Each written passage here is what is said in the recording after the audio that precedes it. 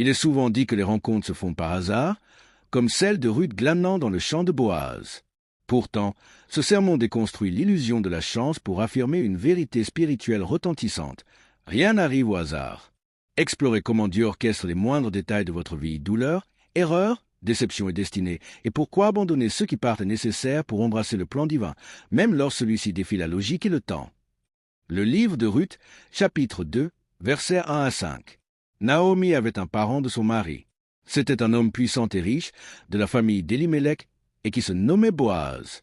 Ruth la Moabite dit à Naomi, « Laisse-moi, je te prie, aller glaner des épis dans le champ de celui aux yeux duquel je trouverai grâce. » Elle lui répondit, « Va, ma fille. » Elle alla glaner dans un champ, derrière les moissonneurs. Et il se trouva par hasard que la pièce de terre appartenait à Boaz, qui était de la famille d'Elimelech. Et voici, Boaz vint de Bethléem, et il dit aux moissonneurs, « Que l'Éternel soit avec vous. » Ils lui répondirent, « Que l'Éternel te bénisse. » Et Boaz dit à son serviteur chargé de surveiller les moissonneurs, « À qui est cette jeune femme ?» L'illusion du hasard. Regardez le verset 3. Elle alla glaner dans un champ, derrière les moissonneurs. Et il se trouva par hasard que la pièce de terre appartenait à Boaz, qui était de la famille d'Elimelech. En d'autres termes, c'est par hasard qu'elle s'est retrouvée dans cette partie du champ. Elle est arrivée sur ce terrain par chance. Il semblerait que c'est par mégarde qu'elle ait trouvé le chemin de ce champ. Et c'est de cela que je veux vous parler aujourd'hui. Ma mission est de vous parler. Et priez pour moi car ma gorge est un peu prise, mais ma tête va bien. Acha, donc je vais y arriver. Rien n'arrive par hasard. Rien n'arrive au hasard. Dites-le avec moi. Rien n'arrive au hasard. Dites-le à nouveau. L'orchestration divine. Maintenant, avant de le redire une troisième fois, je veux que vous pensiez à tout ce que vous avez traversé, bon et mauvais. Je veux que vous pensiez à votre présence dans ce service aujourd'hui. Je veux que vous compreniez que l'Éternel a fermé les pas de l'homme, et il prend plaisir à sa voix. Je veux que vous pensiez aux choses de votre vie qui n'ont apparemment aucun sens. Certaines d'entre elles sont douloureuses, certaines sont difficiles à supporter. Certaines d'entre elles, vous les traversez en ce moment et elles sont effrayantes, parce que vous avez de l'incertitude, de l'appréhension et de l'anxiété à propos de ce qui va se passer. Et je veux que vous baigniez votre âme de ces paroles, que votre vie n'est pas chaotique, confuse, désemparée ou mal ficelée, mais en fait, tout dans votre vie a été soigneusement orchestré, par un Dieu qui dirige les affaires et les événements de votre vie. Et je veux que vous saisissiez cela si profondément dans votre esprit, que si les choses allaient bien ou mal de jour en jour, vous êtes armés du message que vous avez entendu ce matin. Rien n'arrive par hasard. Le départ d'Orpa. Les femmes ont versé une larme ensemble. Elles ont pleuré ensemble. Elles ont sangloté ensemble. Elles ont partagé la douleur ensemble. Elles ont partagé l'enterrement ensemble. Elles ont partagé leur perte ensemble. Elles ont partagé leur vide ensemble. Naomi décide donc que cela suffit. On se sépare, j'abandonne. Je retourne d'où je viens. Je dois y aller. Je n'en peux plus. Je rentre à la maison. Je suis amère, mais je rentre chez moi amère. Je suis frustré, mais je rentre chez moi. Elles ont enlacé Naomi et ont commencé à pleurer parce que Naomi leur avait fait grande impression. Et tout d'un coup, au milieu de cette douleur, Naomi commence à raisonner avec elle. Arrêtez de pleurer, arrêtez de pleurer. Je n'ai pas d'option. Que vais-je faire? Elle dit, même si je me marie aujourd'hui et que j'ai plus d'enfants, qu'allez-vous faire? Attendre que les enfants grandissent pour qu'ils soient vos maris? Elle dit, je ne sers plus à rien, l'horloge est contre moi. Oh, j'aurais aimé avoir plus de temps. J'aurais aimé avoir le temps de vous parler du temps. Que faites-vous lorsque l'horloge est contre vous et que vous avez assez de sagesse pour tout refaire, mais pas assez de temps pour ça? Que faites-vous lorsque vous ratez votre saison et votre fenêtre d'opportunité? Que faites-vous quand vous savez que vous avez le désir de faire, que vous avez la passion de faire, mais vous vous regardez dans le miroir et vous voyez les rides de votre visage et l'affaissement de votre corps qui indique que vous n'avez plus le temps de recommencer? Elle dit, je n'ai plus le temps de retomber enceinte. Je n'ai pas de seconde chance dans la vie. Ma vie est finie. Allez-vous-en. Ne traînez pas avec moi. Je n'ai plus rien à donner. Il y a des gens qui, lorsqu'ils commencent à manquer de temps, deviennent amers, désespérés. Vous commencez à éloigner les gens loin de vous, parce qu'ils vous demandent quelque chose que vous ne pensez plus pouvoir donner, et vous vous retrouvez dans un lieu d'épuisement. Vous avez l'impression que Dieu vous a oublié. Mais je vous rappelle que rien n'arrive par hasard. À cet âge, à ce stade-là, il y a une raison pour laquelle c'est arrivé à cet âge. Il y a une raison pour laquelle c'est arrivé à ce niveau dans la vie. Ce n'est pas une erreur, ce n'est pas un accident. Dieu ne s'est pas endormi au travail et le diable n'est pas venu tout saboter. Non, Dieu ne dort jamais, et il ne sommeille jamais. Il a un contrôle total et il sait où vous êtes. Il sait quel âge vous avez, il sait combien de temps vous avez passé. Il sait ce qui vous est arrivé, il sait qui est sorti de votre vie, qui vous a quitté. Il sait qui vous a trahi, il sait qui vous a agressé. Il sait qui vous a violé et il sait qui vous a rejeté. Il sait où vous êtes dans la vie et il connaît vos factures. Il connaît votre diplôme et il sait que vous avez abandonné l'école. Il sait ce que vous n'avez pas obtenu. Il connaît la santé de votre enfant. Et il connaît l'état de votre quartier. Comprenez cela et dites-vous que rien n'arrive par hasard. Et donc, Orpa s'éloigne. Elle s'éloigne. Je dois transformer cela en une série parce que je ne vais pas m'en sortir. Orpa s'éloigne, elle pleure et elle revient. Et il y a des gens qui vont s'éloigner de vous. Mais écoutez bien ce que je vous dis. Quand les gens veulent sortir de votre vie, laissez-les partir. Quand les gens veulent sortir de votre vie, laissez-les partir. Je peux m'asseoir maintenant. J'ai déjà donné mon message. Je peux m'asseoir. Je n'ai pas besoin de faire un appel, rien. Je n'ai pas à ululer. Je n'ai pas à crier. Je viens juste de prêcher. Lorsque les gens veulent s'éloigner de vous, laissez-les partir. Je ne veux pas que vous essayiez de convaincre la personne de rester avec vous, de vous aimer, de vous appeler, de se soucier de vous, de venir vous voir, de rester attaché à vous. Je vous dis raccrochez le téléphone. Lorsque les gens veulent s'éloigner de vous, laissez-les partir. Je me fiche s'ils sont merveilleux. Je me fiche de votre attirance pour eux. Je me fiche de ce qu'ils ont fait pour vous il y a 20 ans. Je me fiche de la situation. Lorsque les gens veulent s'éloigner de vous, laissez-les partir, car votre destin n'est pas lié à la personne qui est partie. Vous ne m'entendez pas. Tu ne veux pas de moi ce matin. Tu ferais mieux de me laisser tranquille. Tu ferais mieux de fuir d'ici. Ne laissez pas ma voix vous tromper. Il n'y a pas de problème avec ma tête. Votre destin n'est jamais lié à quelqu'un qui est parti. La Bible dit que ils sont sortis de nous, afin qu'il soit manifeste qu'ils n'étaient pas de nous, car s'ils avaient été de nous, ils auraient sans aucun doute continué avec nous. Les gens vous quittent parce qu'ils ne sont pas liés à vous, et s'ils ne sont pas liés à vous, même en prenant de la superglue, vous ne pouvez pas les faire rester. Laissez-les partir. Et cela ne signifie pas qu'Orpa était une mauvaise personne. Cela signifie simplement que le rôle d'Orpa est fini dans cette histoire, et vous devez savoir quand le rôle des gens se termine dans votre histoire, afin de ne pas continuer à essayer de ressusciter les morts. Tu dois savoir quand c'est mort. David, quand ton garçon est mort, lave-toi le visage et fais un autre enfant. Tu dois savoir quand c'est fini. Oh mon Dieu, mon Dieu, mon Dieu, mon Dieu. Regardez quelqu'un et dites, rien n'arrive au hasard. S'ils se sont éloignés, ce n'est pas un accident. S'ils t'ont quitté, ce n'est pas un accident. Si tu as essayé de faire marcher les choses et que cela n'a pas fonctionné, ce n'est pas un accident. Accepte cela comme la volonté de Dieu. Tape des mains. Lave-toi le visage. Fais tes pas de danse et continue. Oh, les gars, les gars, les gars, ne me faites pas prêcher. Je vais vous dire, j'ai le don de dire au revoir. J'ai le don de dire au revoir. C'est le 10e don spirituel, je crois aux au revoir. Ce n'est pas que je sois détestable. Il dit que je suis fidèle et je sais que tout ce que Dieu veut que j'ai, il me le donnera. Et si ça demande trop de sueur, je n'en ai pas besoin. Arrêtez de supplier les gens de rester. Laissez-les partir. Regardez quelqu'un et dites, rien n'arrive au hasard. L'engagement de Ruth. Ruth, d'autre part, arrive au carrefour. Elle regarde Orpa qui est parti. Ruth se tourne vers Naomi et dit, aussi longtemps que le Seigneur vit, je ne te quitterai pas. Elle fait une déclaration à cette femme qui se situe entre poésie, intimité et aux abords du lesbianisme. Les gens ne savent même pas comment expliquer ce que Ruth a dit à Naomi. Cela les met mal à l'aise. Ils ont peur d'en parler. Ils ne veulent pas renseigner là-dessus. La même chose pour David et Jonathan. À chaque fois que des relations entre même sexe sont rapprochées, les gens ne savent pas quoi dire parce que les gens sont trop charnels. Ils pensent que la seule chose qui puisse lier une personne à une autre, c'est chair contre chair. Comprenez que Naomi était une femme âgée. Elle était assez âgée pour être la maman de Ruth. Elle n'est pas attirée par la chair de Naomi. D'une manière certaine, l'esprit de Naomi est entré dans son esprit. La puissance du lien spirituel. Il y a des choses qui peuvent vous arriver, et occasionnellement, vous rencontrez quelqu'un et vous sentez que votre destin, oh Dieu, que votre destin est lié à cette personne. Comprenez-vous? Comprenez-vous ce qui nous arrive? Comprenez-vous que nous passons nos vies ensemble? Vous est-il déjà venu à l'esprit que nous passons nos vies ensemble, que nous mourrons après cela, et que nous sommes unis et que nous passons notre vie ensemble? Avez-vous déjà réalisé que vous pouvez passer votre vie n'importe ou avec n'importe qui, faillissant ce que vous voulez, mais quelque chose se passe à l'intérieur de vous, où vous sentez que votre destin est lié à un ministère ou à une vision et vous décidez d'y passer votre vie? Les gens n'arrêtent pas de parler de comment dépenser leur argent, ça n'a pas de valeur. Je peux dépenser mon argent et vivre à Chicago, mais quand je passe ma vie avec toi, c'est tout ce que j'ai. Non, je ne pense pas que vous comprenez. Nous passons nos vies ensemble. Vous ne pouvez pas écrire votre histoire sans m'y inclure. Nous passons nos vies ensemble. Il n'y a pas de plus grand lien possible. De temps en temps dans les Écritures, dans toute la Bible, vous voyez cela arriver.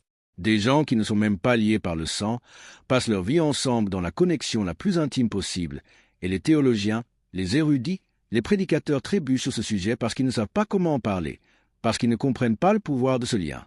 Comment pouvons-nous expliquer ce qui a poussé Élisée à quitter sa mère et son père naturel, pour courir après Élie, pour le servir, pour nettoyer ses vêtements, pour lui verser de l'eau sur la tête, pour installer sa tente? Mais d'une manière certaine, Élisée a senti que son destin était lié à Élie.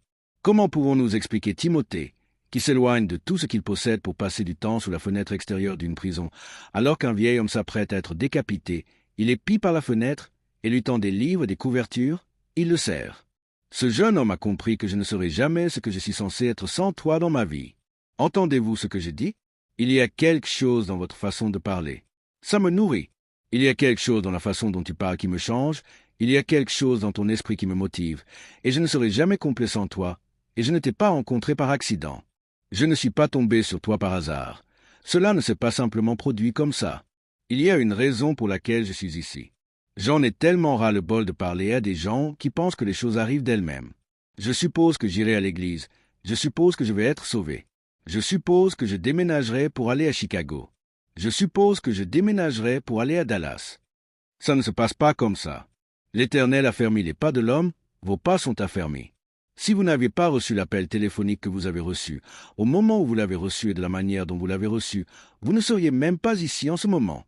Si vous n'aviez pas fait le changement que vous avez fait hier, vous ne seriez pas en train de vivre ce que vous vivez aujourd'hui. Dieu se tient derrière le rideau comme un marionnettiste, tirant les ficelles de votre vie. Ce n'est pas que tu es intelligent. Ce n'est pas que tu es génial. Ce n'est pas que tu es saint. Ce n'est pas que tu es parfait. Ce n'est pas que tu es bon, mais Dieu t'a préparé, t'a mis sur la bonne direction, t'a propulsé dans ta destinée, et tu es ici mais tu ne peux pas t'échapper. Secouez quelqu'un et dites-lui que rien n'arrive au hasard, sous la bannière de sa volonté. Puis-je vous parler encore quelques minutes? Cela signifie que je suis sous la bannière de sa volonté. Je suis sous la bannière de sa volonté. Même au milieu de la mort, je suis sous la bannière de sa volonté. Même au milieu de la douleur, je suis sous la bannière de sa volonté. Même au milieu de la séparation et de la déception, je suis sous la bannière de sa volonté. Puis-je passer au niveau supérieur? Jonas a été envoyé à Ninive, il est allé à Tarse, s'est dirigé vers Tarse, désobéissant à Dieu, a été jeté du bateau dans le ventre du poisson, avalé pendant 3 jours. Même si Dieu lui a dit d'aller à Ninive et qu'il n'y est pas allé, il était toujours dans sa volonté. Je ne suis pas sûr que vous compreniez cela. Il a fait fausse route, mais il était toujours dans la volonté de Dieu. Ils l'ont jeté du bateau. Il était toujours dans la volonté de Dieu. Je vais vous prouver qu'il était dans la volonté. Comme par hasard, c'était un gros poisson. Comme par hasard, c'était un gros poisson qui nageait à côté du grand bateau, de sorte que lorsque les hommes l'ont lancé par-dessus bord, le poisson n'a eu qu'à ouvrir la bouche. C'est trop profond. Vous ne comprenez pas. Le poisson l'a transporté au bas de la montagne, avec des algues enroulées autour de son cou. Il est à des milliers de mètres sous le niveau de la mer et Dieu l'a gardé. Il ne l'a pas gardé seulement 1 jour, pas 2 jours, pas 4 jours, mais 3 jours. Rien n'arrive au hasard. La finalité du dessein de Dieu. Le troisième jour, le rétrograde, rebelle et réprouvé, ce prédicateur déconnecté et incohérent, sort de l'eau et des milliers d'années plus tard, Christ dit: de même que Jonas fut 3 jours dans le ventre d'un grand poisson, de même le Fils de l'homme sera 3 jours dans le tombeau. Il a fallu qu'il descende quand il fallait qu'il descende, et il a fallu qu'il remonte quand il fallait qu'il remonte, car rien n'arrive au hasard. Vos erreurs étaient dans sa volonté. Votre problème était dans sa volonté. Votre douleur était dans sa volonté. Je me fiche de ce que vous avez vécu. David a dit: si je me couche au séjour des morts, Y voilà. Si je prends les ailes de l'aurore et que j'aille habiter à l'extrémité de la mer, Dieu est toujours là. Il était avec toi au milieu de tes ennuis. Il était avec toi au milieu de ta douleur. C'est pourquoi Paul a dit: j'ai appris à être content de l'état où je me trouve. Je sais être riche. Je sais être pauvre. Je sais comment être libre. Je sais comment être lié. Tu devrais crier. Peu m'importe où tu es, car rien n'arrive au hasard. Dites à cette personne, il a un plan. Il a un plan. Tout ce que Dieu a prédéterminé, tout ce que Dieu a prédéterminé, se réalisera, et aucun diable en enfer n'a jamais pu interrompre le dessein de Dieu. Pas une seule fois. Et oui, Dieu vous a donné une volonté humaine, et vous êtes un agent moral libre. Mais si vous pensez que votre volonté humaine est assez forte pour changer sa volonté divine, vous hallucinez. Vous avez perdu la tête. Dieu est Dieu. La raison pour laquelle nous l'adorons en tant que Dieu est qu'il est le PDG. Il est aux commandes. Il dirige l'univers. Et quand Dieu est prêt à vous façonner, lorsque Dieu est prêt à vous briser, lorsque Dieu s'apprête à vous prendre, pas une seule fois il a perdu le pouvoir de vous soumettre à sa volonté. Il n'a jamais, pas un seul instant, ni à aucun moment été dans l'incapacité d'orchestrer vos affaires, et rien dans votre vie n'arrive au hasard. Pensez à la pire des choses qui vous soit arrivée et criez rien.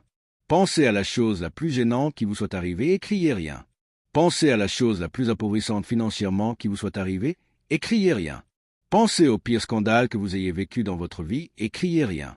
Pensez aux gens qui vous ont aimé, mais qui sont sortis de votre vie et vous ont abandonné. Criez rien. Pensez à la trahison au plus haut niveau de votre vie et criez rien. Pensez à la lutte qui se passe dans votre travail en ce moment et criez rien. Pensez à l'attitude de vos parents et des membres de votre famille et criez rien. Pensez à la façon dont votre patron vous traite au boulot et criez rien.